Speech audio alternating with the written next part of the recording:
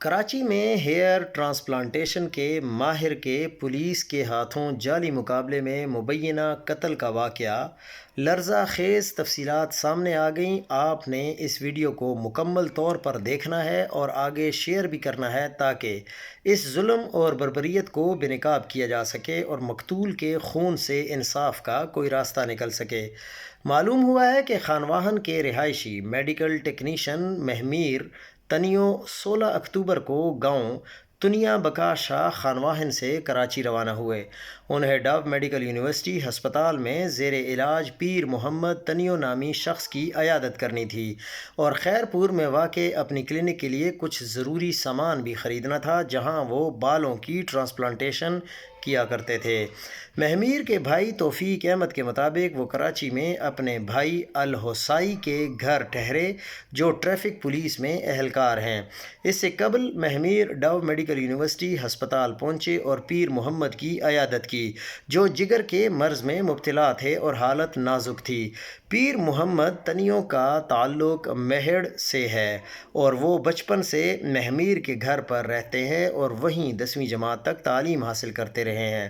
مہمیر نے نہ صرف پیر محمد کی عیادت کی بلکہ اپنی استطاعت کے مطابق مالی مدد بھی کی کیونکہ پیر محمد ان کے لیے سگے بھائی کی مانند تھے۔ ہسپتال سے واپس آ کر وہ موسمیات کے علاقے میں اپنے بھائی کے گھر قیام پذیر ہوئے اور 19 اکتوبر کی شام یہ کہہ کر گھر سے نکلے کہ انہیں ہیئر ٹرانسپلانٹ سینٹر کے لیے سامان لینا ہے۔ مہمیر کے اہل خانہ کے مطابق ان کے پاس 10 سے 12 لاکھ روپے نقدی موجود تھی۔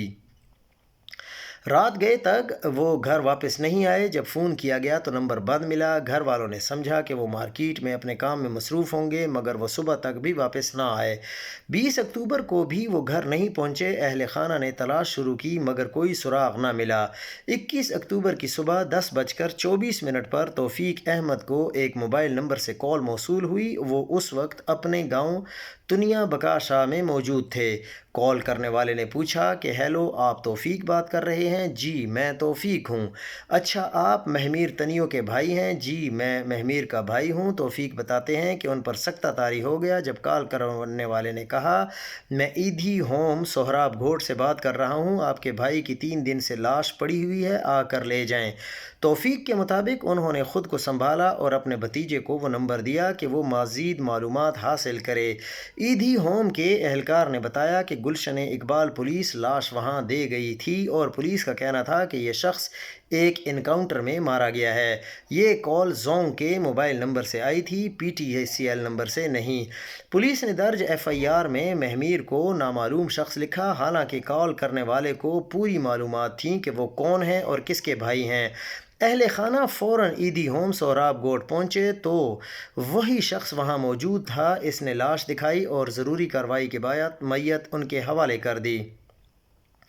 توفیق احمد اور ضمیر حسین کے مطابق انہوں نے اس ظلم پر سخت احتجاج کیا مگر کوئی نتیجہ نہ نکلا۔ وہ لاش لے کر گاؤں پہنچے جہاں مہمیر کی والدہ شریفہ بی بی کی حالت نازک ہو چکی تھی۔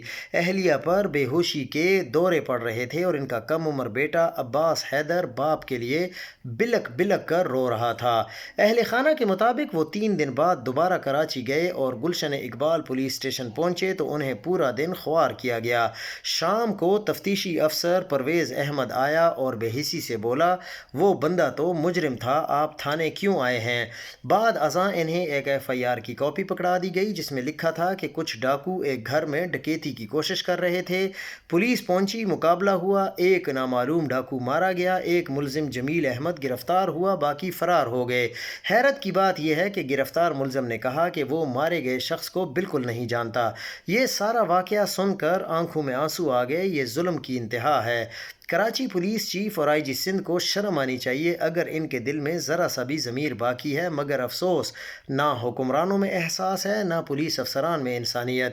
اہل خانہ کا کہنا ہے کہ پولیس نے مہمیر کو 10 سے 12 لاکھ روپے چھین لیے اور معاملے کو چھپانے کے لیے انہیں گولیاں مار کر شہید کر دیا۔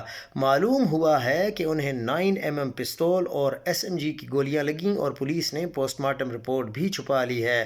اہل خانہ کے مطابق وہ 1 نومبر کو سندھ بار ایسوسی ایشن کے انتخابات کے بعد کراچی جا کر عدالت سے انصاف کے لیے رجوع کریں گے۔